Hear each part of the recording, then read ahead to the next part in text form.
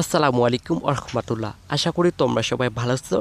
আজকের এই ক্লাসে আমরা আলোচনা করব নবম শ্রেণীর নতুন কারিকুলামের ইসলাম শিক্ষা বইয়ের 51 পেজের হজের সম্পর্কে তথ্য আর সংগ্রহ এর নমুনা উত্তর দেখে আসব। চলো হজের বিভিন্ন সম্পর্কে তথ্য অনুসন্ধান। প্রিয় শিক্ষার্থীরা, তুমি ধর্মীয় গ্রন্থ, অনলাইন সোর্স বা সাক্ষাৎকার এর মাধ্যমে হজ সম্পর্কে তথ্য সংগ্রহ করো। তোমার সংগৃহীত তথ্যগুলো খাতায় লিখে নাও। চলো আমরা এর নমুনা উত্তর দেখে আসি। আমরা এরকমভাবে লিখতে পারি যে হজ সম্পর্কে তথ্য সংগ্রহ।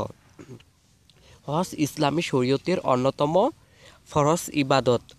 শাওয়াল, জিলকত ও জিল হজের প্রথম 10 দিনকে হজের সময় ধরা হলেও মূলত 8 থেকে 12 জিলহজ পর্যন্ত 5 দিনই হজের আনুষ্ঠানিকতা পালন করা হয়।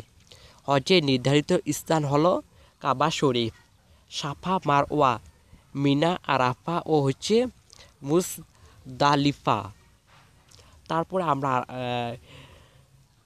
8ই জিলহজ থেকে 12ই জিলহজ পর্যন্ত এই 5 দিনকে হজের দিন বলা হয়। 8ই জিলহজ সকালে হাজিগণ ইহরাম বাঁধা অবস্থায় মিনার উদ্দেশ্যে রওনা হবেন।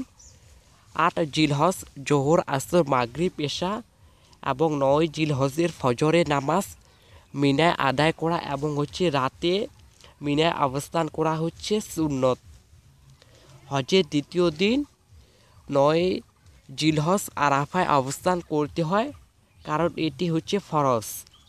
হজের তৃতীয় দিন পাথর নিক্ষেপ, কুরবানির চুল, কুমন ও তাওয়াফ করতে হয়। 11ই জিলহজ মিনায় রাত যাপন সুন্নাহ। এদিন মিনায় 3 শয়তানকে পাথর মারা ওয়াজিব। 12ই জিলহজ আগের দিনের মতো মিনায় রাত যাপন সুন্নাহ। মিনায় 3 জামারায় পাথর নিক্ষেপ করা ওয়াজিব।